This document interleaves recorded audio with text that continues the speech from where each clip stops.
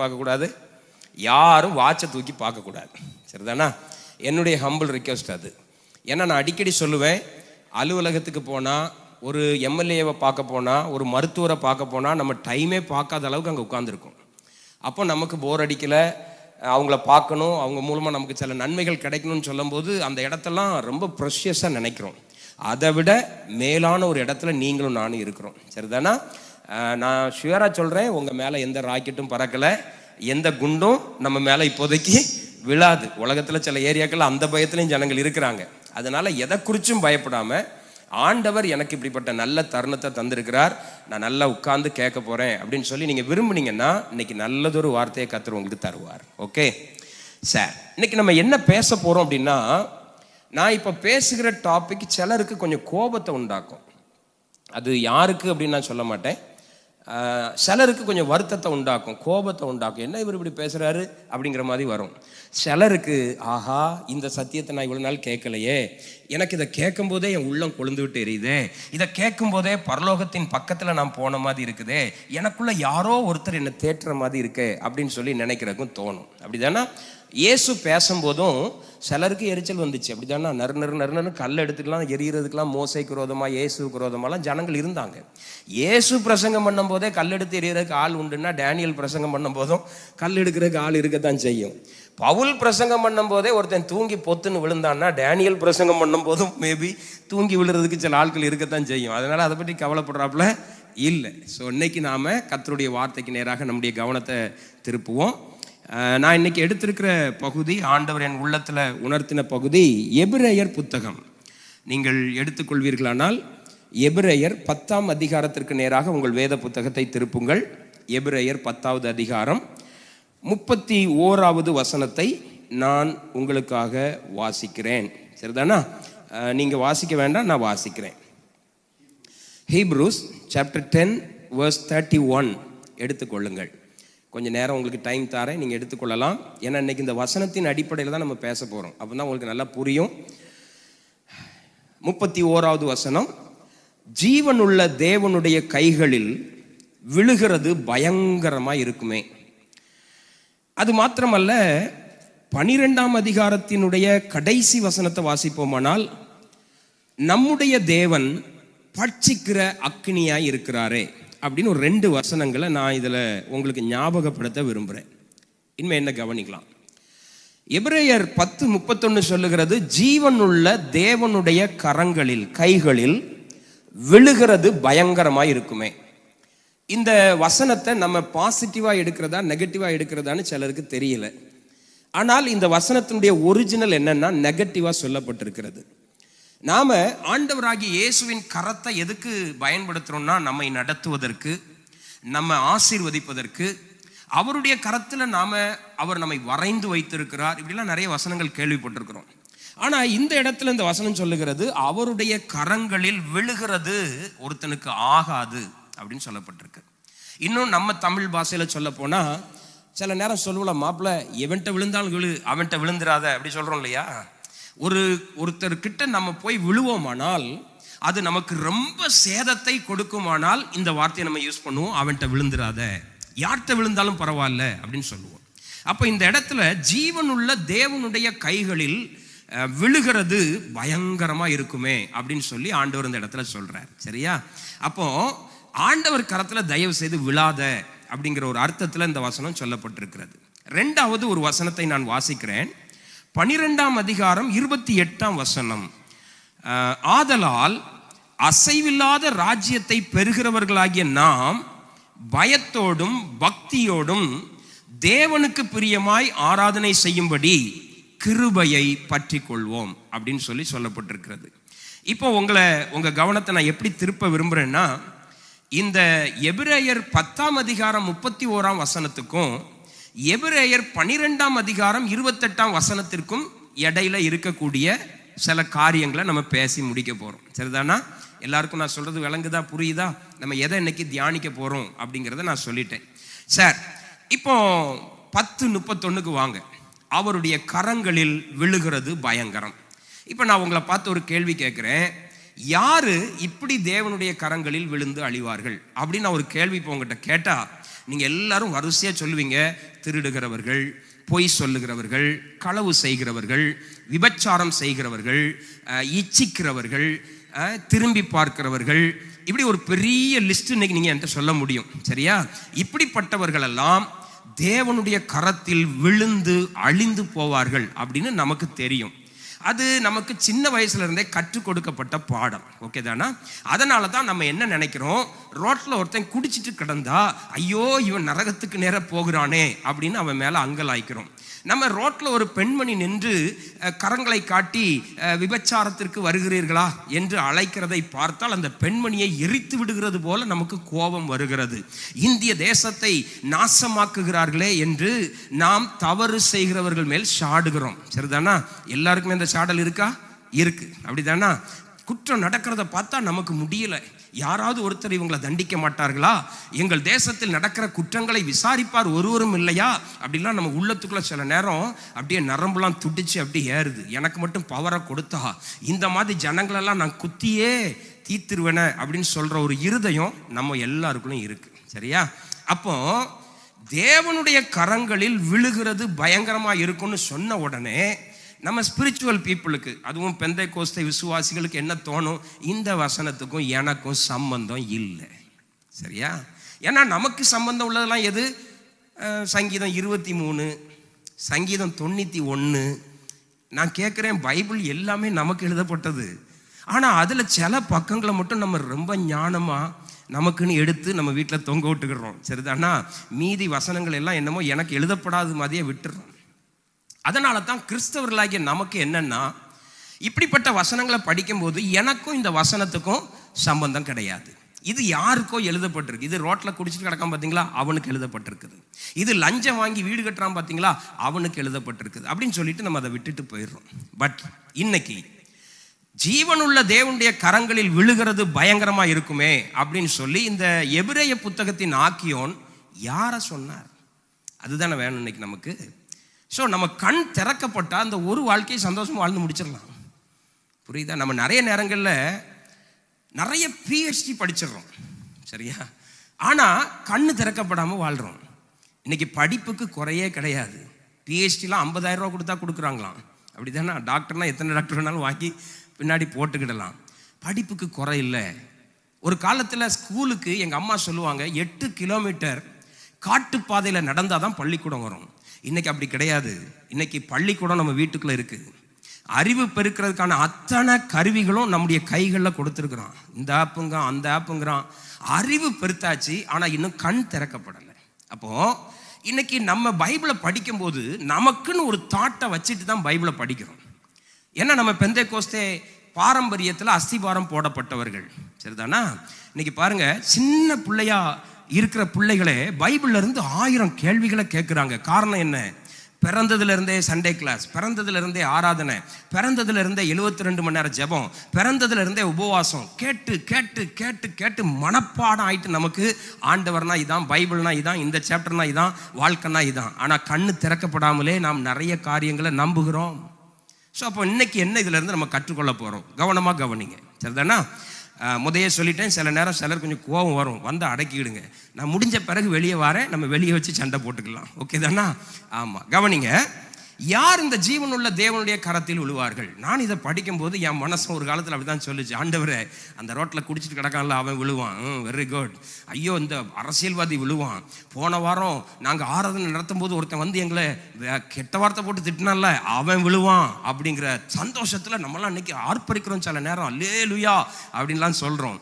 ஆனால் பாருங்க, இதை எழுதிய ஆக்கியோன் பரிசுத்த ஆவியானவர் மூலமாய் இந்த வசனத்தை சொல்லும் பொழுது இங்கே யாரை சொல்லி இருக்கிறார் என்று நீங்கள் அறிவீர்களானால், நீங்க வெளியே போகும்போது இப்படி வந்த மாதிரி போக மாட்டீங்க. கொஞ்சம் உங்க மைண்டு மாறிடும். உங்க உள்ளத்துல கொஞ்சம் கண்ணு திறக்கப்பட்டு உங்களை கர்த்தர் அனுப்புவார். சரிதானா?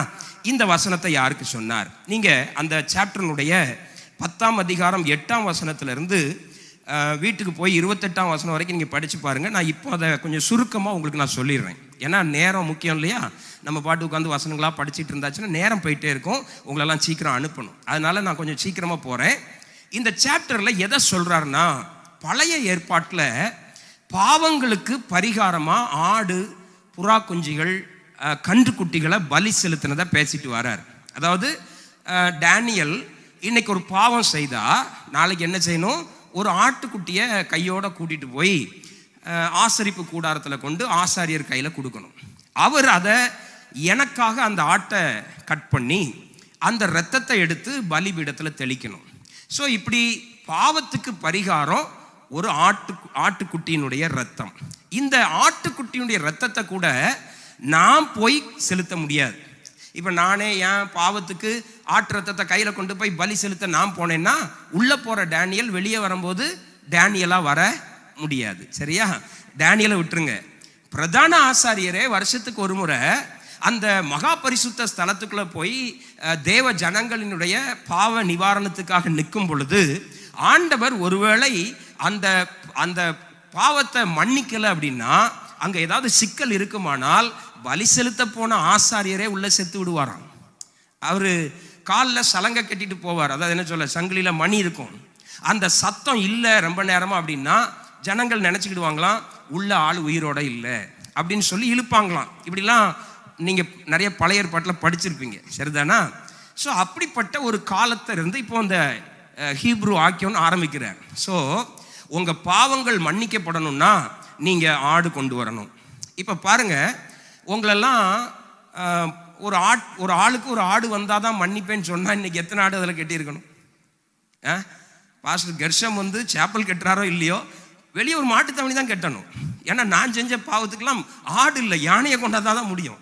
சரிதானா? பெரிய பெரிய யானையெல்லாம் கெட்டி போட்டு ரத்தத்தை சிந்தினாதான் என் பாவம்லாம் மன்னிக்கப்படும். அப்போ இன்னைக்கு பாருங்க, நம்ம சில நேரம் ஒரு 100 ரூபா காணிக்க கொடுக்கறதுக்கு ஜனரை யோசிக்கிறோம்.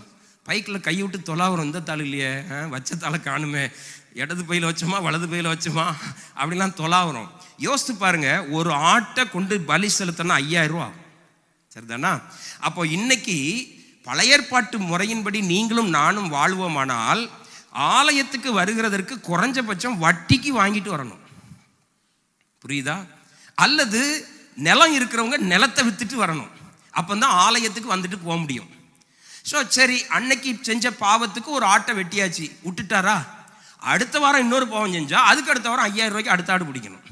ஸோ இதுதான் பழைய ஏற்பாட்டு முறை அப்படின்னு சொல்ல ஆரம்பிக்கிறார். அப்படி இருந்த நம்மை இயேசு ஒரே பலியாக, நீ இனி ஆட்டை கொண்டு வர வேண்டாம், நீ இனி கண்ணுக்குட்டியை பிடிக்க வேண்டாம், நீ என் சமூகத்துக்கு வர்றதுக்காக தேவகுமாரனாகிய இயேசுவை ஒரே தரம் பலியிட்டார் அப்படின்னு சொல்லி இந்த வசனத்தினுடைய பின் பகுதியில் வாசிக்கிறோம். சரியா? இப்போ நம்மெல்லாம் எங்க நிற்கிறோம் தெரியுமா? பிரதான ஆசாரியன் நிற்கக்கூடிய இடத்துல கொண்டு கர்த்தர் உங்களையும் என்னையும் நிப்பாட்டி இருக்கிறார். முதல் அதை ஃபீல் பண்றோமா? எத்தனை பேர் ஃபீல் பண்றோம் சொல்லுங்க. இந்த இடத்துல ஏறி வரும்போது நான் என்னுடைய பாவத்தை நான் நினைப்பேன். ஆனால் இப்போ பழைய ஏற்பாட்டு சூழ்நிலையில் நான் நிற்பேன். ஆனால் இன்னைக்கு சாயங்காலம் எனக்கு அடக்கம். காலையில் முதல் ஆராதனையில் பேசுனதுக்கே நாளைக்கு காலையில் காரியம். சரிதானா? அப்படிப்பட்ட ஒரு சூழலை ஆண்டவராகிய இயேசு பலியிட்டபடியினால், அவர் நம்முடைய பாவங்களை சுமர்ந்தபடியினால், 53ஆம் அதிகாரம் ஏசாயா தீர்க்கதரிசன புஸ்தகம் வாசித்து பாருங்க. அந்த அளவு இயேசு தன்னை புறக்கணிக்க ஒப்பு கொடுத்து நம்முடைய எல்லா சாபங்களையும் பாவங்களையும் அவர் ஏற்றுக்கொண்டு அவர் சிலுவையில் பலியாகி இரத்தத்தை சிந்தினபடியினால் இன்னைக்கு நான் சந்தோஷமா மகா பரிசுத்த ஸ்தலத்துக்குள்ள நுழைய முடிகிறது. சரிதானா? இப்ப பாருங்க, இந்த இடம் நமக்கு ஒரு பலிபீடத்துக்கு அடையாளம். இப்போ உங்க குழந்தை ஒன்று தூங்கிச்சுன்னா இங்க வந்து படுக்க வச்சுக்கலாம், ஆண்டவர் அடிக்க மாட்டார். இல்லை எனக்கே இப்போ பேசுறதுக்கு கொஞ்சம் கஷ்டமா இருக்கு, கால் வலிக்குன்னா பாஸ்டர் ஒரு சேரை போடுங்க, இதில் உட்காந்து நான் உட்காந்துட்டு பேசுறேன்னு சொல்லலாம். ஒன்றும் நடக்காது. காரணம் என்னன்னா, இயேசு நமக்காக அத்தனையும் சுமந்து அந்த திரச்சிலையை 2ஆக கிழித்தபடியினால்தான் இன்றைக்கு நாம் தேவ பிரசன்னத்துக்குள் வர முடிகிறது. நம்பர் 2, நம்முடைய பிள்ளைகள் கூட இந்த பணியை செய்வதற்கு ஆண்டவர் அனுமதி கொடுக்கிறார். பழைய ஏற்பாட்டில் ஆரோனின் குடும்பத்தில் பிறக்காத எவரும் மகா பிரதான ஆசாரியனா மாற முடியாது. அவன் எவ்வளவு திறமசாலியா இருந்தாலும் சரி, ஆசாரியனா பிறக்காத எவனும் அந்த ஆசரிப்பு கூடாரத்துக்குள்ளேயே செல்ல முடியாது. அப்படிப்பட்ட சூழ்நிலையில இருந்த நம்மை இன்னைக்கு யார் வேண்டுமானாலும் ஊழியக்காரனாய் மாறலாம். இன்றைக்கு யார் வேண்டுமானாலும் இயேசுவின் நாமத்தினால விரல் நீட்டி பிசாசை துரத்தலாம். இன்றைக்கு நீங்கள் அவர் பக்கத்துல போய் உட்கார்ந்து பேசலாம். அவருடைய பிரசன்னத்தை சுமந்து செல்லுகிற நபர்களாய் தேசத்துல வாழலாம்னு ஆக்கி வச்சிருக்கிறார்னா அதுதான் கிருபை. எல்லாரும் சொல்லுங்க, அது மகா பெரிய கிருபை. இதைத்தான் அந்த 8வது வசனத்திலிருந்து எழுதுறவர் எழுதிக்கிட்டே இருக்கிறார். சரி, இப்போ உங்களை ஒரு இடத்துக்கு நான் கொண்டு வரேன். இப்போ நீங்க கேட்கலாம், யார் அவர் கரத்தில் விழுவா சொல்லுங்க, எங்களுக்கு அதான முக்கியம். வாசிக்கிறேன் பாருங்க, எபிரேயர் 10ஆம் அதிகாரம் 25ஆம் வசனத்தை வாசிக்கிறேன். சபை கூடி வருதலை சிலர் விட்டு விடுகிறது போல நாமும் விட்டு விடாமல் ஒருவருக்கொருவர் புத்தி சொல்ல கடவோம். நாளானது சமீபித்து வருகிறதை எவ்வளவாய் பார்க்கிறீர்களோ அவ்வளவாய் புத்தி சொல்லுவோம். நல்லா கவனிங்க. நான் தான் முதல்ல சொன்னேன், நான் இதை பேசும்போது சிலருக்கு கொஞ்சம் கோபம் வரலாம் அப்படின்னு சொல்லி. இந்த ஏரியா வரும்போது வரும். யார் ஜீவன் உள்ள தேவனுடைய கரத்தில் விழுவார்களாம்? சபை கூடி வருதலை அலட்சியப்படுத்துகிறவர்கள். எவ்வளவு மோசமான காரியம் பார்த்தீங்களா? நமக்கு இன்னைக்கு ஆராதனை அப்படின்னா நிறைய நேரங்கள்ல மெதுவா போலாம், பார்த்துக்கிடலாம். நம்ம ஆண்டவர் கிருபையுள்ள தேவன். அருமையான தெய்வ பிள்ளைகளே, எத்தனையோ அலட்சியங்களை சபை கூடி வருதலுக்கு விரோதமா இன்னைக்கு நாம செய்து கொண்டு இருக்கிறோம். நீங்க யோசித்திருக்கவே முடியாது, இப்படிப்பட்ட ஜனங்களை பார்த்தா தேவனுடைய கரங்களில் விழுகிறது பயங்கரமா இருக்குமேன்னு சொன்னாரு. யோசித்து பாருங்க, எத்தனை கிண்டல் அடிக்கிறோம். ஒரு சபை பிடிக்கலன்னா இன்னொரு சபைக்கு போறதுக்கு எவ்வளவு சீக்கிரமா போறோம். சில நேரம் அவர் எனக்கு பிடிச்சிருக்கு, இவர் எனக்கு பிடிச்சிருக்குன்னு எவ்வளவு அழகா மாத்திக்கிடுறோம் ஆட்களை. இது எல்லாம் எப்படி கொண்டு வந்தாருங்கிறத புரியாம இன்னைக்கு நம்ம தேவ சபையில போய் நிற்கிறோம். இன்னும் சில குறிப்பிட்ட சபைகள்ல பதவிக்கான போட்டி என்ன, ஆராதனை முழுவதும் அவங்க பேசுகிற பேச்சில் எல்லாம் எவ்வளவு உள் கருத்துக்களை உள்ள வச்சு சுயமா சில காரியங்களை செய்கிறோம். ஆலயத்துக்கே இன்னும் நாம ஏன் வாரோம்? சில சபைகளில் பார்த்தா பெண்கள் பகுதியிலிருந்து ஆண்கள் பகுதிக்கு மெசேஜ், இங்கேருந்து இங்கே மெசேஜ் போகுதுங்கிறாங்க. பாஸ்டர்ஸ்லாம் திணறாங்க கடந்து. நாம் ஆண்டவரை ஆராதிப்போம்னா அங்கே வேற ஒரு ஆராதனை நடந்துகிட்டு இருக்கு இன்டர்ல, சரிதானா? இவர் ஒரு வசனத்தை இங்கே அனுப்புகிறாராம், நானே உன் பரியாயிரே கர்த்தர். இங்கேருந்து உடனே அனுப்புகிறாங்களாம், ஆமென் அல்லேலூயா பிரைஸ் தி லார்ட். நம்ம சபையை இன்னைக்கு எப்படிலாம் ஆக்கியிருக்கோம் யோசித்து பார்ப்போம். சபைக்குள்ளே வந்து உட்கார்ந்த பிறகு எப்படிப்பட்ட திங்கிங்லாம் நமக்கு வருது. சபையில் வந்து உட்கார்ந்துட்டு தான் சிலரை பார்த்து அப்படியே எரியிறோம், இவெல்லாம் காரில் வர்றானா, இப்படிலாம் வாழ்றாங்களா. எத்தனை எத்தனை சூழ்நிலைகளை சபையில பயன்படுத்துறோங்கிறத பாருங்க. இந்த எபிரேய ஆக்கியோன் சொல்றாரு, சபை கூடி வருதலை விட்டு விடாதபடிக்கு தினந்தோறும் புத்தி சொல்லு. அல்லேலூயா. நாம எதுக்கு கூடி வருகிறோம் அப்படிங்கிறது இன்னைக்கு சில நேரம் தெரியல. ஒரு காலத்துல திருவிருந்து எப்படி கொடுத்தாங்க, இன்னைக்கு அந்த திருவிருந்தை நம்ம எப்படி ஆக்கியிருக்கோம் அப்படிதானா? அது ஒரு சாப்பாடு, ஐக்கியம், ஜனங்களுக்குள்ள ஒருத்தருக்கு ஒருத்தர் ஒன்று போல இருக்கணும், ஏற்றத்தாழ்வு இல்லாமல் ஒன்று போல உட்காந்து சாப்பிடணும். நம்ம இன்னைக்கு அதை அவ்வளோ சின்னதாக்கி, அன்னைக்கு ஒரு திருவிருந்து சபையில் கொடுக்கும்போது ஒருத்தர் கையில் அப்பத்தை கொடுத்தாரு, அது ஃபேன் காற்று பறக்கடிச்சிட்டு போயிட்டு அவர் பின்னாடி ஓடுறாரு இயேசுனுடைய சரீரத்தை தேடி. அதை சடங்காச்சாரியமாக மாற்றிட்டோம். ஏன் சாப்பிட்றோன்னே தெரியல. சில சபைகளில் திருவிருந்து கொடுக்கும்போது அது இயேசுவின் சரீரங்கிற எண்ணமே இல்லாமல் அத்தனை அளவுக்கான அலட்சிய போக்கில் அதை நம்ம செய்கிறோம். சில சபைகளில் திருவிருந்தே ஒரு அங்கத்தினராகி எலெக்ஷனில் நிற்கிறதுக்காக கொடுக்கப்படுகிற சூழ்நிலைக்கு மாறுகிறது. அந்த அந்த அந்த உன்னத தன்மையை இன்னைக்கு சபைகள் இழந்திருக்குது அப்படிங்கிறது உண்மை. தேவாலயத்திற்கு போவோம் வாருங்கள் என்று சொன்ன பொழுது நான் மகிழ்ச்சியா இருந்தேன்னு ஒருத்தர் சொல்றாரு. ஆனா நமக்குள்ள இன்னைக்கு எத்தனை பாகுபாடுகள், எத்தனை சபையை குறித்த ஊழியத்தை குறித்த பிரச்சனைகள். ஆண்டவர் சொல்றாரு, சபை கூடி வருதலை விட்டு விடாதே. நல்லா கவனிங்க. சில நேரம் நம்ம நினைச்சுக்கிறோம் அந்த கிரேஸ் நமக்கு கிடைச்சிருக்கு, அவருடைய மகா பரிசுத்த ஸ்தலம் வரைக்கும் போறதுக்கு அனுமதி கிடைச்சிருக்கு. பிசாசு பிடிச்சவங்களை பார்த்து நேரடியாக கை நீட்டி இயேசுவின் நாமத்தினால வெளியே போன்னு சொன்னா பிசாசு ஓடுது. ஒரு பயங்கரமான வியாதியஸ்த மேல கையை வச்சு ஆண்டவருடைய நாமத்தினால இவனை குணமாக்குறோன்னு சொன்னா அவன் குணமாக்குறான். ஆனா இது எல்லாம் இப்ப நமக்கு என்ன ஆயிட்டுனா பழகி போன புளிச்ச கஞ்சா போச்சு. புரியுதா? இப்போ என்ன எடுத்துக்கிட்டிங்கன்னா, நாங்களாம் ஃபர்ஸ்ட் ஜெனரேஷன் கிறிஸ்டியன். அப்பா வேற மார்க்கத்திலிருந்து வந்தவர், அம்மா வேற மார்க்கத்திலிருந்து வந்தவர். நாங்கள் தான் முதல் ஜெனரேஷன் கிறிஸ்டியன். இப்போ எனக்கு அடுத்தது என் பிள்ளைகள் வரான் பார்த்தீங்களா, அவனுக்கு இந்த கணம் இருக்காது. புரியுதா? கோயிலே வாழ்ந்த மாடும்பாங்க தெரியுமா, அதுக்கு கணம் தெரியாது. அடுத்த சந்ததிக்கு போகும்போது அதுவும் குறைஞ்சிரும். வர வர என்ன ஆகுதுன்னா, ஆராதனைகள் எல்லாம் எனக்கு தெரியாததா, இவர் என்ன பெரிய பேசிடுவார், இவர் பேசுறத நான் கேட்டு என்ன நடக்க போகுது, இந்த சிந்தனை நமக்குள்ள வருது.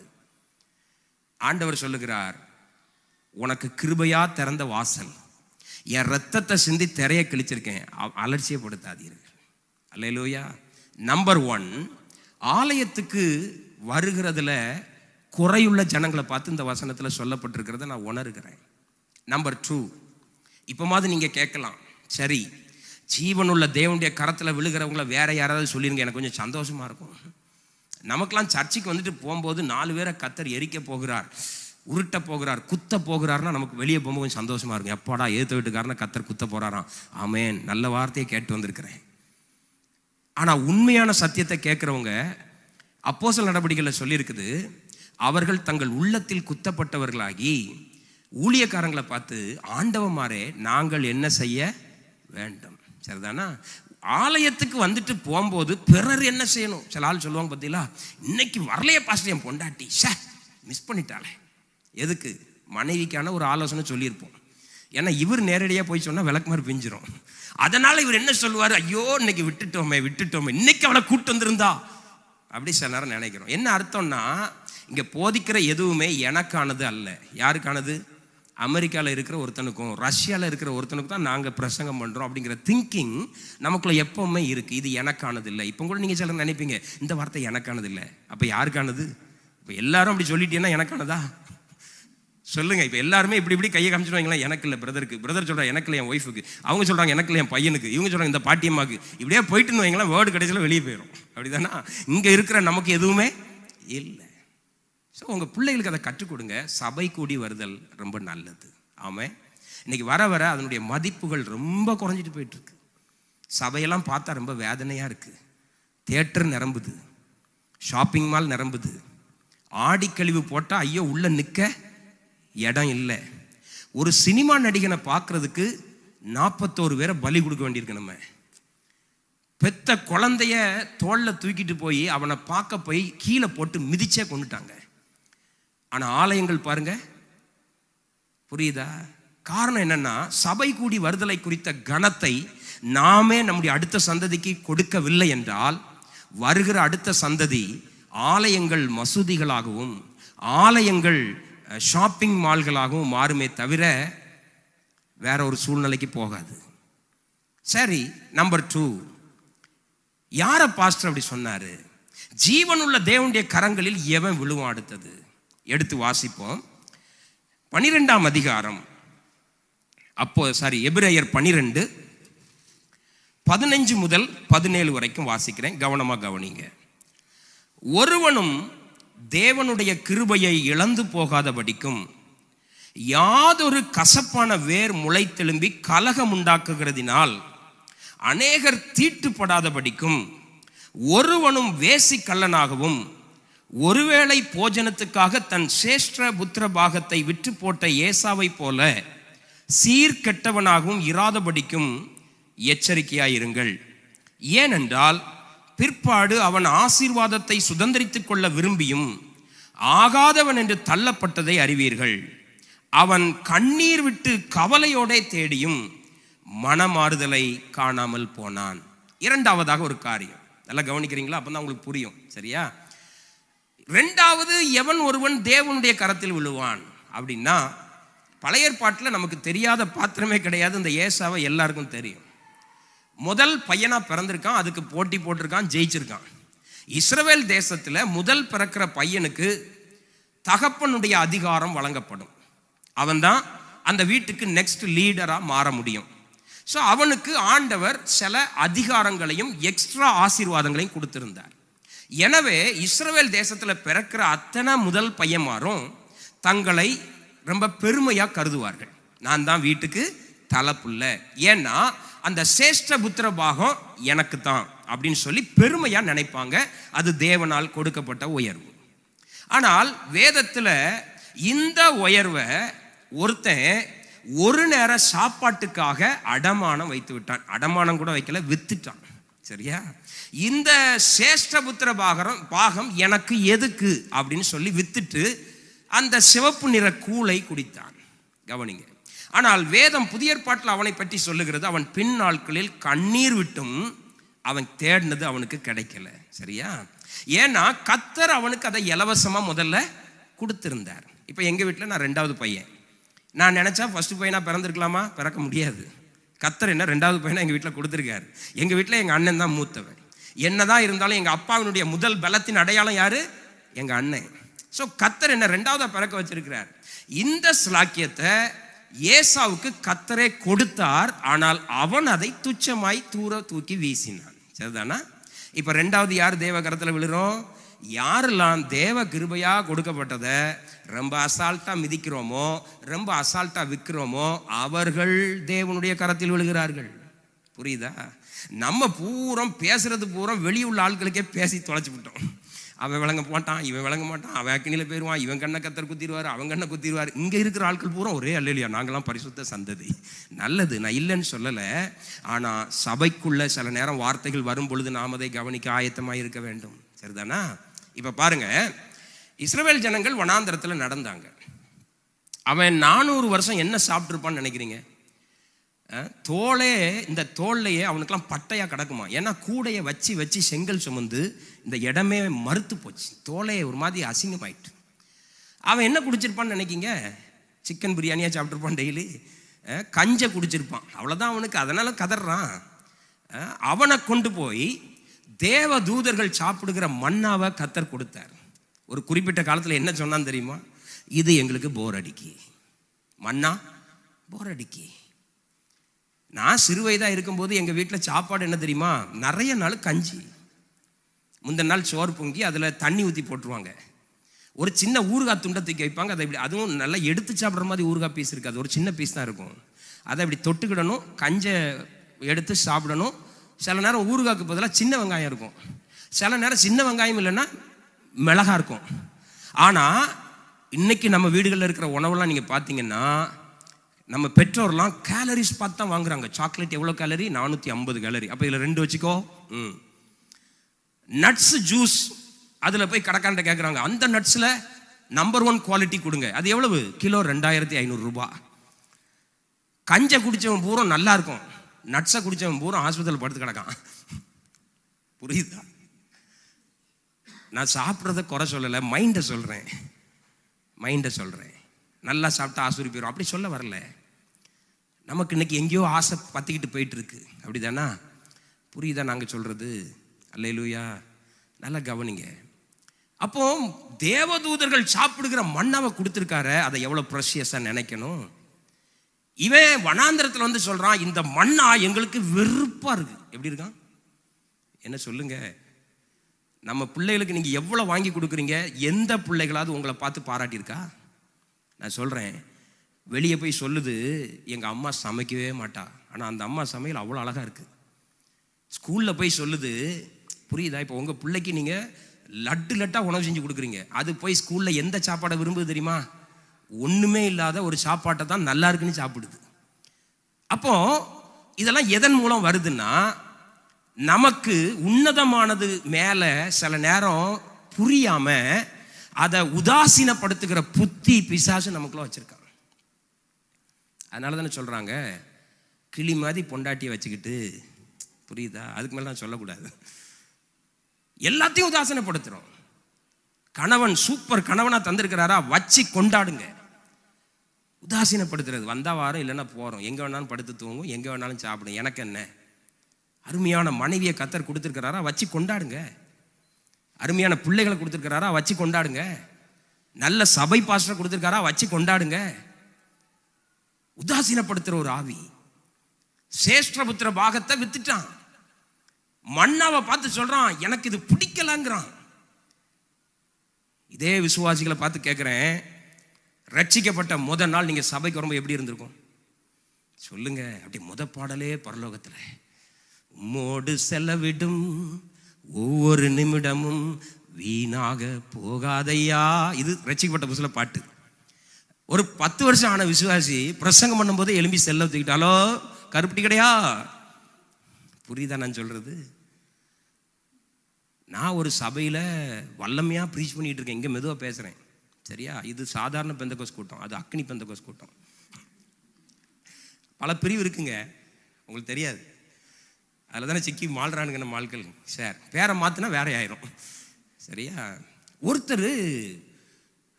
நல்ல பிரசங்கம் கேட்டார். எனக்கு அவரை பார்த்து ஒரு விஷ் பண்ணணும்னு ஆசை. நான் முடிஞ்ச உடனே போனேன். ஐயா சூப்பர், நீங்கள் தான் இன்றைக்கி என் பிரசங்கத்துக்கே ஆதாரமாக இருந்தீங்க. நீங்கள் சிரிச்சு சிரிச்சு அப்படிலாம் சொன்னதுனால தான் எனக்கு நல்லா ஓடிச்சு. அப்போ செல்ஃபோனில் ஏதோ மெசேஜ் அனுப்புறத பார்த்தேன். என்னடா வாட்ஸ்அப்பில் அனுப்பியிருக்காருன்னா, நான் எப்போ பிரசங்கம் பண்ண ஆரம்பித்தேனோ அந்த டைமில் இருந்து ஆட்டுக்கடைக்காரனுக்கு கேட்டிருக்காரு, மூளை இருக்கா? அவன் அங்கேருந்து அனுப்புகிறான், 9 மூளை இருக்குது. இவர் இங்கேருந்து 1 மூளை எவ்வளவு? அவன் அங்கேருந்து 1 மூளை 120 ரூபா. இவன் இங்கேருந்து போன வாரம் 90 தானே தந்தியா, இப்போ ஏன் 120? எல்லாம் நீ விட்டுட்டா இன்னொருத்தர் ரெடியாக இருக்கான், என்ன சொல்கிற?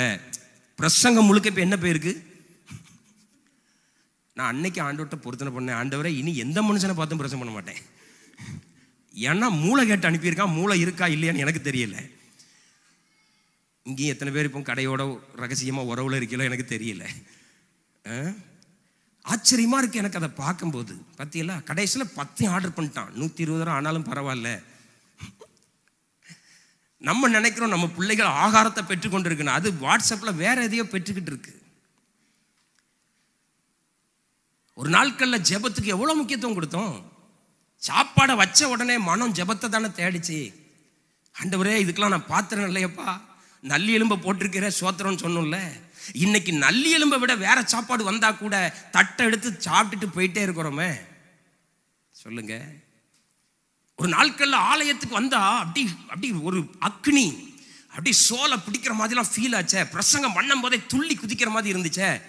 இப்போ கொட்டாவியை தவிர வேற எதுவும் வரமாட்டேங்க. அப்போ நமக்குள்ள இப்போ என்ன ஆயிட்டு? மண்ணாதான், மண்ணா எந்த குவாலிட்டியும் குறையல.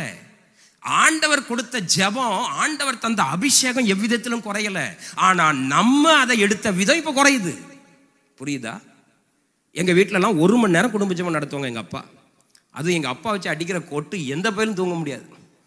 பக்கத்து வீட்டில் இருக்கிறவன்லாம் எழும்பிடுவான், அப்படி அடிப்பாரு. டம் டம் காணா குறைக்க எங்க அம்மா ஒரு முறக்கோசை வச்சு கிர் கிர் கிரும்பாங்களா, தூக்கமே வராது. காலையில் அப்படி ஒரு 3 பாட்டு பாடுவாங்க பாருங்க. ஒரு அதிகாரத்தை அப்படியே வாசித்து எங்கள் அப்பா தியானிப்பாங்க பாருங்க. குறைஞ்சபட்சம் 5லிருந்து 6 மணி வரைக்கும் குடும்ப ஜெபம் ஓடும். இன்னைக்கு நம்முடைய மொத்த ஜெபமே 2 நிமிஷம் போகிறது கஷ்டமா இருக்கு. ஒரு வீட்டுக்கு நான் விசிட்டிங் போயிருக்கிறேன். முன் கதவுல ஒரு ஸ்டிக்கர் ஒட்டியிருக்காங்க, இன்று ஜெபித்தீர்களா. நான் அந்த ஐயாட்ட கேட்டேன், ஐயா இது எதுக்கு ஒட்டியிருக்கீங்க? என்ன, ஜெபிக்கவே மாட்டேன் பாஸ்டர். கதவை திறக்கும்போது ஷூ போடுவேனா எட்டி பார்ப்பேன், ஜெபித்தீர்களான்னு பார்த்த உடனே ஷூவை நிப்பாட்டிட்டு ஆத்திரம் தோத்திரம் அல்லையோ ஆமேன். இது என்னுடைய ஜெபம். சில ஆட்கள்லாம் காரில் ஏறி உட்கார்ந்த பிறகுதான் டாஷ்போர்டில் ஒரு பைபிள் வச்சுப்பாங்க பாருங்க. அது அவங்க அப்பா காலத்தில் வாங்கின பைபிள் திறக்கவே திறக்காது. அது பரலோகத்தில் 1/2 மணி நேரம் அமைதி உண்டான மாதிரி சில பைபிள்லாம் அரை ஆயுசுக்கும் அமைதியாக தான் இருக்கும், திறந்தே பார்க்க மாட்டாங்க. ஏறி உட்கார்ந்த உடனே பிசாசு என்ன ஞாபகத்தில் கொண்டு வருவான் தெரியுமா? திண்டுக்கல் பக்கத்தில் லாரி கவுந்து கிடந்ததை ஞாபகத்தில் கொண்டு வருவான். புரியுதா? உடனே ஜெபிப்போம். பிள்ளையெல்லாம் கிண்டல் அடிக்கும், ஏப்பா உங்களுக்கும் ஜெபத்துக்கும் சம்பந்தமே கிடையாதப்பா, ஏன் ஜெபிக்கிறீங்க? ஏய் திண்டுக்கல் பக்கத்தில் லாரி விழுந்து கிடந்துச்சா? ஆமா எல்லாரும் ஜெபிப்போம் ஜெபிப்போம். இதுதான் இன்னைக்கு ஜெபம்.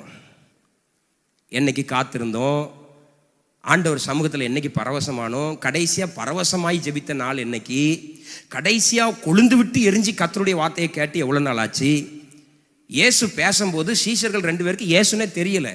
அவன் நினைச்சுக்கிட்டு இருக்கான் நம்ம பெரிய ஆண்டவருக்கு சீசன். ஆனா இயேசு பேச பேச அவன் சொல்றான், ஆமாடா அவர் பேசும்போதே உள்ளம் ஆராதனைனா கொழுந்து விட்டு எரியணுங்க. இங்க வந்துட்டு இந்த சேரை விட்டு எழும்ப முடியாது. நான் சொல்றேன், நீங்க கொழுந்து விட்டு எரிஞ்சு கேட்டீங்கன்னா ஆமேன் போட்ட பிறகு இங்கதான் உட்காந்துருப்பீங்க. இயேசு வனாந்திரமான ஒரு இடத்துக்கு போறாருங்க. அவர் போட்டில் போகிறதுக்குள்ளே ஓடியே ஒரு கூட்டம் போய் சேர்ந்துட்டான், 5000 புருஷர்கள். அப்போ ஸ்திரீகள் எத்தனை பேர், பிள்ளைகள் எத்தனை பேர் தெரியாது. இயேசு அங்கே போய் இறங்கி ரெஸ்ட் எடுக்க போனார், பிரசங்கம் பண்ண ஆரம்பித்தார்.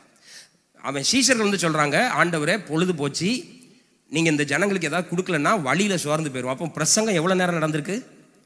1 டே ஃபுல்லாக நடந்திருக்கு. எங்கே? வனாந்திரத்தில். ஏசி ஓடலை, ஸ்பீக்கர் இல்லை, கீபோர்டு இல்லை, மைக் இல்லை. எப்படி தான் 5000 பேருக்கு இயேசு பிரசங்கம் பண்ணாரோ எனக்கு தெரியல. இன்னைக்கு நம்ம 10 பேரை நடத்தணும்னாலே நாங்கள் என்ன வாங்க வேண்டியிருக்கு? முதல்ல ஊழியம் செய்யணும், பைபிள் தேவை, ஊழியக்காரன் தேவைலாம் கிடையாது. இப்போ ஊழியனால என்ன தேவை? இதெல்லாம் தேவைப்படுது 10 பேருக்கு. அவ்வளோ நேரம் உட்காந்து இயேசு வார்த்தையை அப்படியே கேட்டுக்கிட்டே இருந்திருக்காங்க. இன்னைக்கு நமக்கு பிரசங்கம் கேட்கறது ஈஸியாக இருக்கா? சொல்லுங்க. நம்ம சந்ததி ஒன்று வளருது, அதெல்லாம் என்ன சொல்லுது தெரியுமா? இந்த உபதேசம் பண்ணுறதை முதல் நிறுத்து. பெற்றோர்கிட்டே சொல்லுது, இந்த உபதேசம் பண்ணுற சோழியை முதல் நிறுத்து, அப்போ தான் நான் வீட்டுக்கே வருவேங்குது. அப்படி ஒரு சந்ததியை இன்றைக்கி நம்ம பெற்று வளர்த்து அம்மு குட்டி கம்மு குட்டின்னு கொஞ்சிட்டு கிடக்கும். எங்கள் தாத்தா 12 பெற்றார், ஒரு பிள்ளைய கூட அப்படி கொஞ்சி நாசமாக்கலை. நம்ம ஒன்றை பெற்று கொஞ்சியே நாசமாக்கி.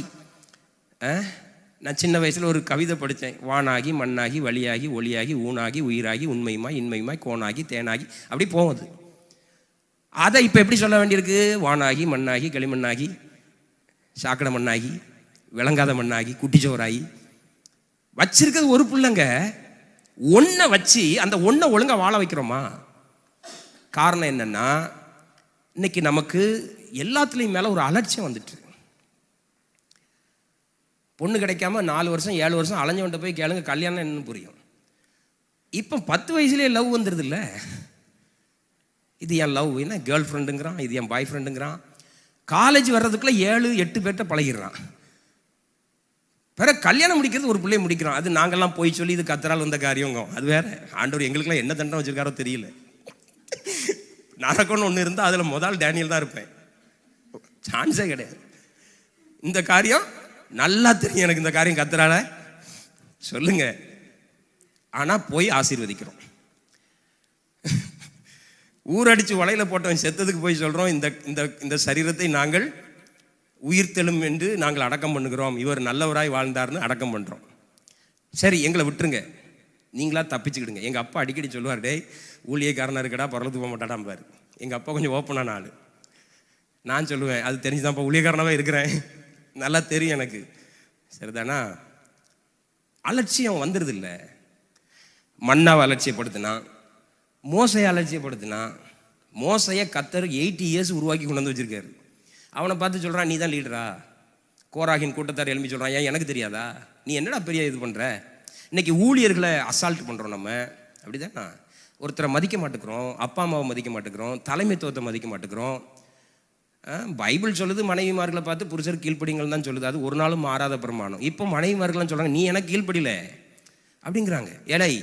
ஏலே வாலே, நான் அந்த ஏரியாவுக்கு போகல, ஏன்னா பிறகு நீங்கள் என்னை வெளியே விட மாட்டிய. சரிதானா?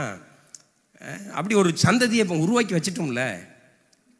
விவாகம் யாவருக்குள்ளும் கனம் உள்ளது. இப்போ கனமாக நடக்கு. கல்யாண வீட்டுக்கு போய் நான் உங்களை பார்த்து ஒரு கேள்வி கேட்குறேன், யாராவது பொண்ணு மாப்பிள்ளையை போய் பார்த்து ஆசீர்வதிச்சுட்டு போனீங்களா? இப்படி உள்ளே வரும்போதே பொண்ணு மாப்பிள்ளை இங்கே இருக்குன்னு தெரிஞ்ச உடனே நம்ம கண் எங்கே போகும் தெரியுமா? சாப்பாடு அங்கே இருக்குன்னு அங்கே தான் போகும். எதையுமே கனப்படுத்துறது மாட்டோம், அப்படி தானே? எல்லாத்தையும் உடைப்போம். எல்லாரும் சொல்லுங்க, ஆண்டவர் எதெல்லாம் கனப்படுத்துகிறாரோ அத்தனையும் உடைக்கிறது தான் 2000க்கு மேலே நடந்துக்கிட்டு இருக்கு. அதான் திறமை. எதையாவது வச்சிருக்காரா உடை. அல்லேலூயா. லீடரை ஏற்றுக்கிட மாட்டேக்கான். அடுத்து பாருங்க, கானான் எவ்வளோ பெரிய காரியம் தெரியுமா? பாலும் தேனும் ஓடுகிற தேசம் கானான். அந்த தேசத்தை பற்றி சொல்ல சொல்ல எனக்கெல்லாம் நாக்கு அப்படி ஊறுது. அப்படி ஒரு தேசத்தில் நம்மளை கொண்டு விடமாட்டாரான்னு இருக்கு. அந்த தேசத்தையே புறக்கணிச்சான். அந்த தேசமே எனக்கு வேண்டான்னா. இன்னும் என்னென்னலாம் சொல்ல, நிறைய சொல்லலாம். இன்னும் சொல்ல போனால் தன்னையே புறக்கணிச்சிட்டான். அந்த யாத்திரையில் பாருங்க, பல இடத்துல சொல்கிறான், நாங்கள் சாகத்தான் வேணும். சொல்லுங்க, நாங்கள் என்ன, இதுக்கு மேலே என்னங்க வேணும்? நான்லாம் ஒரு செம்பு தண்ணியை கூட இது வரைக்கும் 2ஆக பிரிச்சது இல்லை. ஒரு செம்பு தண்ணியை தரையில் ஊற்றி கூட நடந்ததில்லை, வலிக்கு விழுந்துருவேன். ஆனால் கடல் மேலே நடந்தார் இயேசு. அதை பார்த்த பேதுரு தான். செங்கடலை 2ஆக பிளந்தாரு. அதை பார்த்த ஜனங்கள் தான் நாங்கள் செத்தா தேவலங்கிறான். இன்னைக்கு நிறைய குடும்பங்களில் பாருங்க, பாசிட்டிவான வார்த்தைகளை விட நெகட்டிவான வார்த்தைகள் நிறைய பேசுகிறோம்.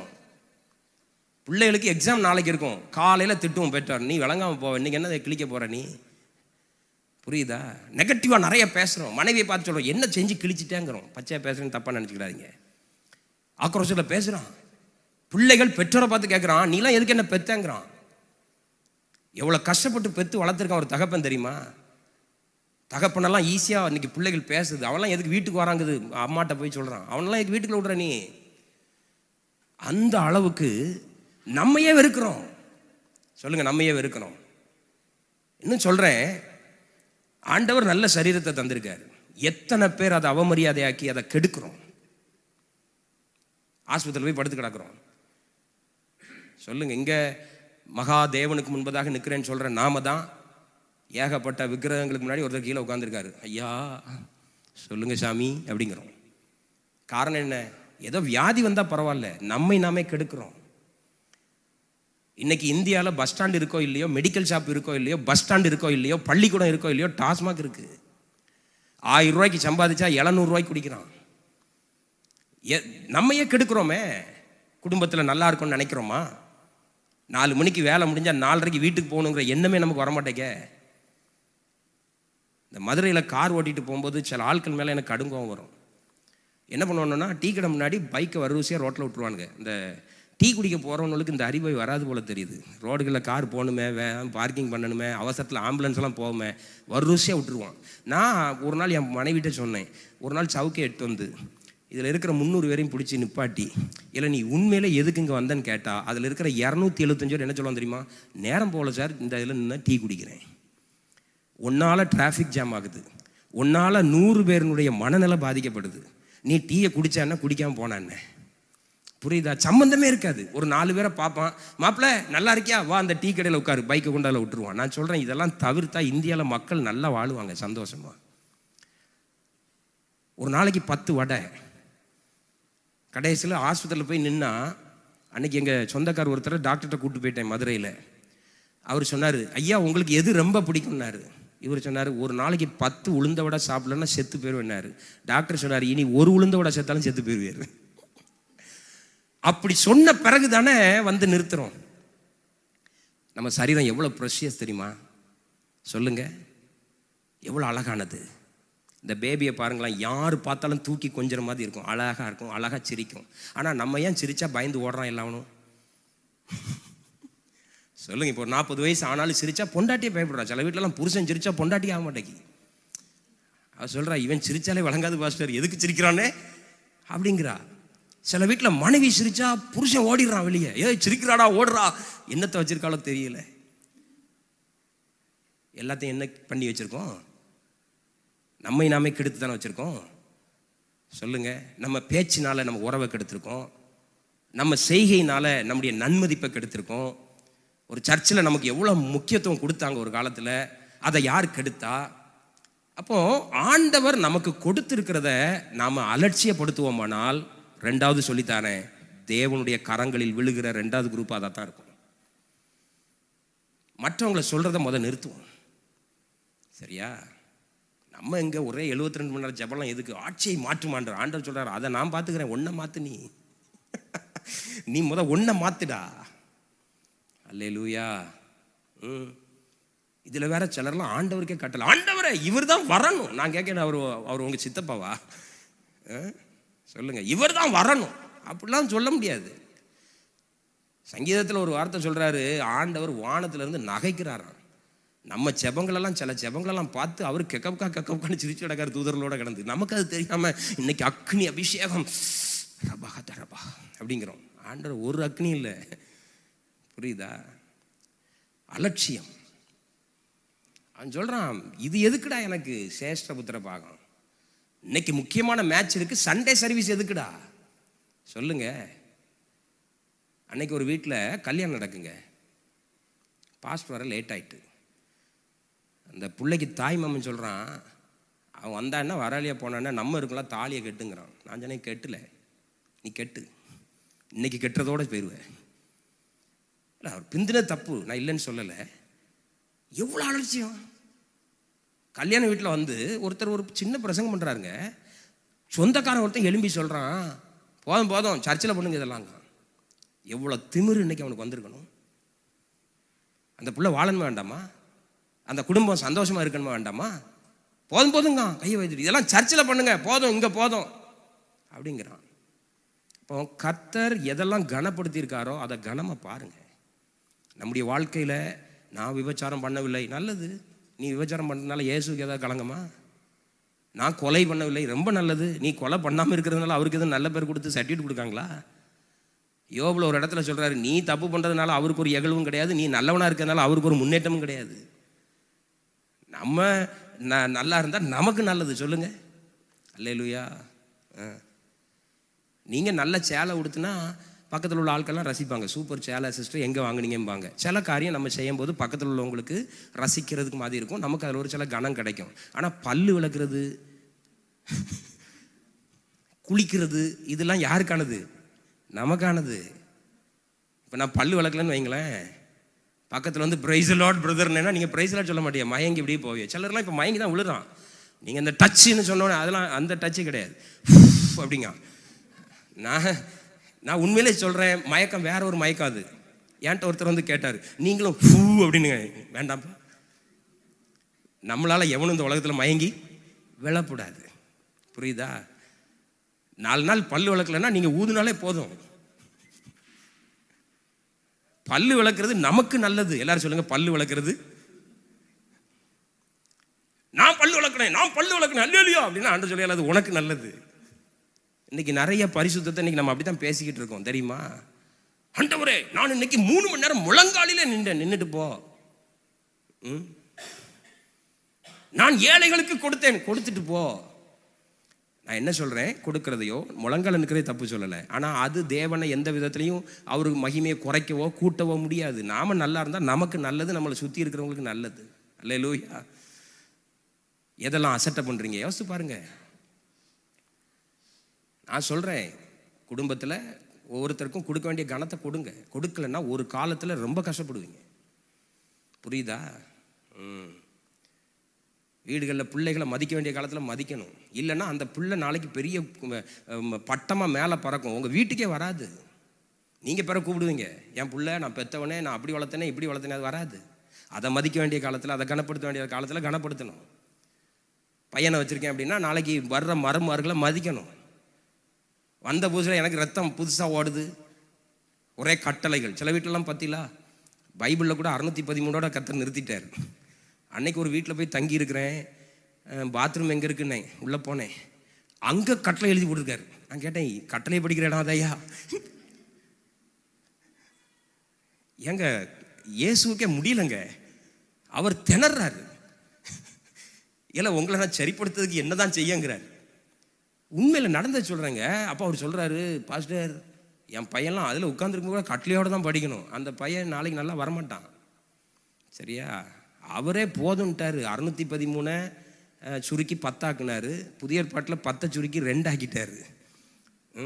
நம்ம இன்னும் அதுலேயே தான் நின்றுக்கிட்டு இருக்கிறோம்.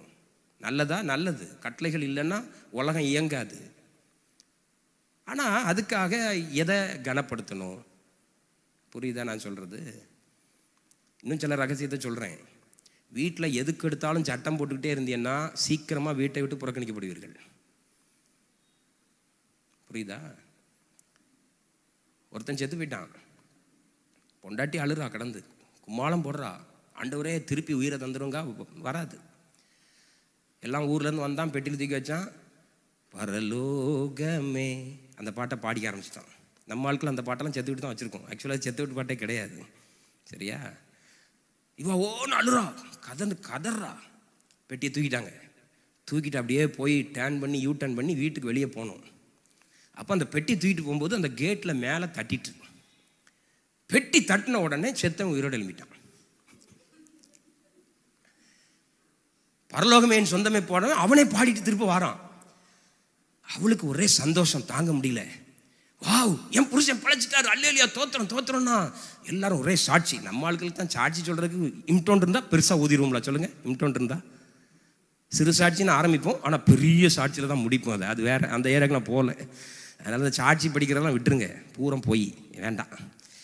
சாரி பாஸ்டர், சாட்சி படித்து அதில் லைக்கிறதெல்லாம் விடுங்கங்க. பைபிள் இல்லாத சாட்சியா? அல்லேலூயா. மாட்டை காணாமல் போய்விட்டது, பிரதர் பாரத்தோடு செபித்தார். பிரதர் பொண்டாட்டிக்கே பாரப்பட மாட்டார், உனக்கு தெரியாது சரியா? அவரும் மாட்டுக்காக பாரத்தோடு செபிக்கிறாராகும். சரி, அது ஒரு பக்கம் இருக்கட்டும். நான் சொல்கிறத தப்பாக நினச்சிக்கிறாங்க. ஆனால் பாரத்தோட ஜெபிக்கிறவங்க உலகத்தில் இருக்கிறாங்க, அதையும் நான் சொல்லித்தரணும் இல்லையா? அது வேற.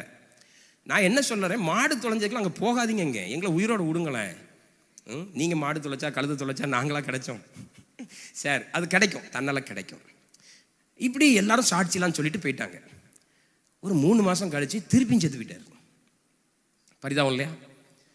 உடனே வந்தாங்க. இவன் அந்த அம்மா ஒரே அழுக, ஆண்டவரே தந்தீர், ஆண்டவரை விட்டுட்டு, ஆண்டவரே நீ 2 ஆண்டவரே, எல்லாம் அழுது பெட்டியை தூக்கியாச்சு. பரலோகமே என் சொந்தமே அப்படியே தூக்கிட்டு அப்படி யூட்டன் போட்டு கேட்டு பக்கம் போனாங்க. இவ கூப்பிட்டு சொல்றா, தட்டிராம கொண்டு போங்க.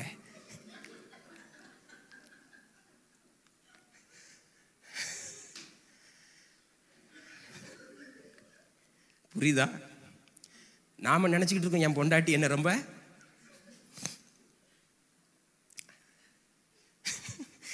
உங்க உள்ளத்தெல்லாம் தெரிகிற கண்ணாடி ஒன்று புருஷன் மாற்ற கொடுத்தா கழுவி கழுவி ஊத்துறிய, மதுரை பாஷையில் சொல்ல போனா. ஆனால் நாங்கள் வெளியே வந்து சொல்லிக்கிறோம் என் பொண்டாட்டி என்ன ரொம்ப நேசிக்கிறாள். உள்ளான இருதயத்தில் என்ன இருக்குன்னு புரிஞ்சு பாருங்க. அதனால தான் நான் அடிக்கடி சொல்லுவேன், இயேசுநாதர் தன்னை பற்றி வெளியே யார்ட்டையும் போய் கேட்கல, சீஷர்களை கூப்பிட்டு கேட்குறாரு, என்ன குறித்து என்ன நினைக்கிறீங்க, ஜனங்கள் என்னை பற்றி என்ன சொல்கிறான்னு கேட்டார். இன்னைக்கு தைரியம் இருந்தா, இன்னும் ஒரு மாதிரி பாஷையில் சொன்னால் தில் இருந்தா, தனியாக உங்கள் பொண்டாட்டி மனைவியை கூட்டிகிட்டு போய், ஏம்மா உண்மையே சொல்லு, நீ என்னை பற்றி என்ன நினைக்கிற. தைரியம் இருந்தா உங்கள் பிள்ளைகளை தனி ரூம் கூப்பிட்டு போய், டேய் இங்கே வாடா, அப்பாவை பற்றி என்னடா நீ நினைக்கிற, உண்மையை சொல்லுடா, நான் உன்னை ஒன்றுமே சொல்ல மாட்டேன்னு சொல்லி பாருங்க. வாழ்நாள் முழுக்க சாப்பிட மாட்டியே. பிறகு மட்டன் சிக்கன் எதுவுமே வாயில இறங்காது. அதுகள் சொல்லலை, அதனால இன்னும் மட்டன் சாப்பிட்றோம். மனைவியானவள் இன்னும் என்னை பற்றி வெளியே சொல்லலை, அதனால சிக்கன் சாப்பிட்டுட்டு இருக்கேன். ஆண்டவர் அதுக்கு கிருபை தந்திருக்கிறார். அல்லேலூயா. நான் சொல்றது எத்தனை பேருக்கு விளங்குது? ஆமென். யோசிங்க. 3வது, யார் இந்த தேவனுடைய கரத்தில் விழுவா? அதே எபிரேயர் 12ஆம் அதிகாரம் 18ஆம் வசனத்திலிருந்து வாசிக்கிறேன். எபிரேயர் 12:18. அன்றியும் தொடக்கூடியதும் அக்கினி பற்றி எரிகிறதுமான மலையின் இடத்திற்கும் மந்தாரம் இருள் பெருங்காற்று ஆகிய இடத்திற்கும் எக்கால முழக்கத்தின் இடத்திற்கும் வார்த்தைகளுடைய சத்தத்தின் இடத்திற்கும் நீங்கள் வந்து சேரவில்லை. அந்த சத்தத்தை கேட்டவர்கள் பின்னும் தங்களுக்கு வார்த்தை சொல்லப்படாதபடிக்கு வேண்டிக் கொண்டார்கள். ஏனெனில் ஒரு மிருகமாகிலும் மலையை தொட்டால் அது கல்லறியுண்டு அல்லது அம்பினால் எய்யுண்டு சாக வேண்டும் என்று சொல்லப்பட்ட கட்டளையை சகிக்க மாட்டாதிருந்தார்கள்.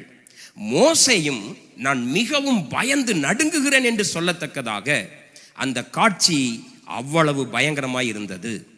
நீங்களோ சீயோன் மலையினிடத்திற்கும் ஜீவனுள்ள தேவனுடைய நகரமாகிய பரம எருசலேம் இடத்திற்கும் 1000-10,000 தேவ தூதர்களிடத்திற்கும் பரலோகத்தில் பேரெழுதி இருக்கிற பேரானவர்களின் சர்வ சங்கமாகிய சபையினிடத்திற்கும் யாவருக்கும் நியாயாதிபதியாகிய தேவனிடத்திற்கும் பூரணராக்கப்பட்ட நீதிமான்களுடைய ஆவிகளிடத்திற்கும் புது உடன்படிக்கையின் மத்தியஸ்தராகிய இயேசுவின் இடத்திற்கும் ஆபேலனுடைய இரத்தம் பேசினதை பார்க்கிலும் நன்மையானவைகளை பேசுகிற இரத்தமாகிய தெளிக்கப்படும் இரத்தத்தினிடத்திற்கும் வந்து சேர்ந்தீர்கள்.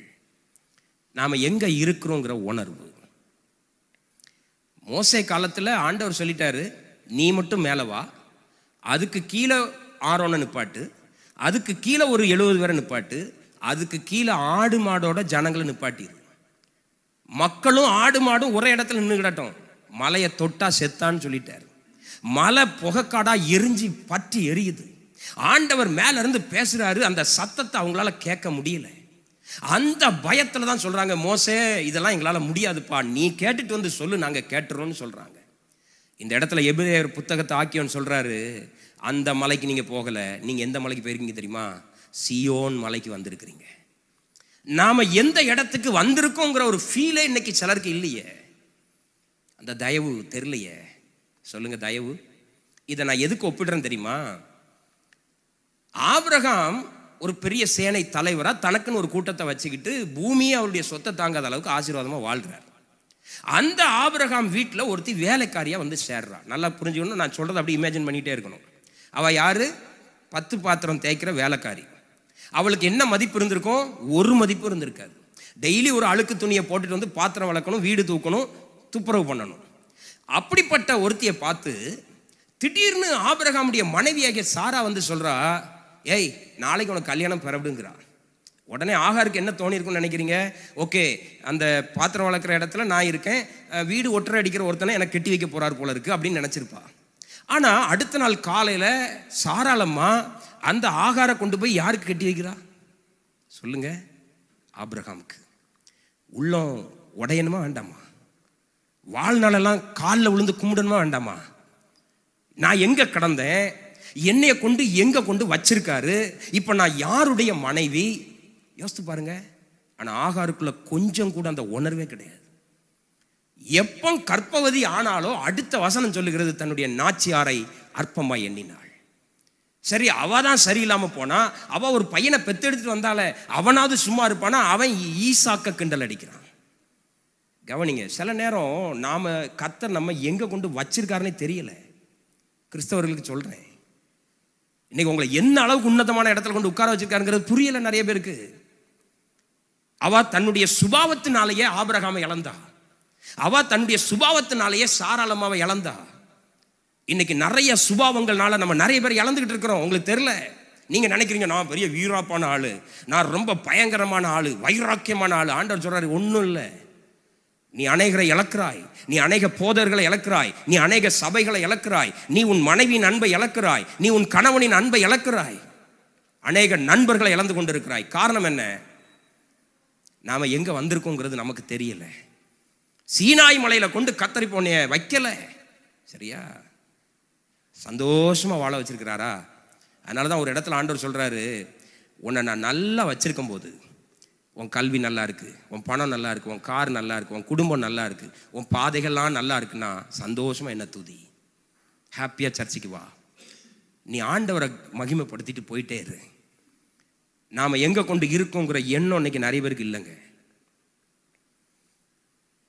நான் ஒரு காலத்தில் நினைச்சேன், எனக்கு இந்த பல்லுல ஓட்டம் உண்டு சின்ன வயசுலயே, நான் ரொம்ப நல்லா இருக்க மாட்டேன். இப்பவும் அப்படிதான், சரியா?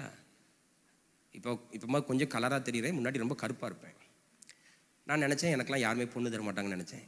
மனசு நினச்சது சொல்கிறேன். எங்கேயாவது கல்யாண வீட்டுக்கெலாம் போனேன்னா நான் ஆண்டவர்கிட்ட கேட்பேன், ஆண்டவரே எனக்கெல்லாம் இப்படி ஒரு பொண்ணு யாரும் தர மாட்டாங்களா, தந்துக்கிடவும் மாட்டாங்க அப்படின்னு நினச்ச உண்டு.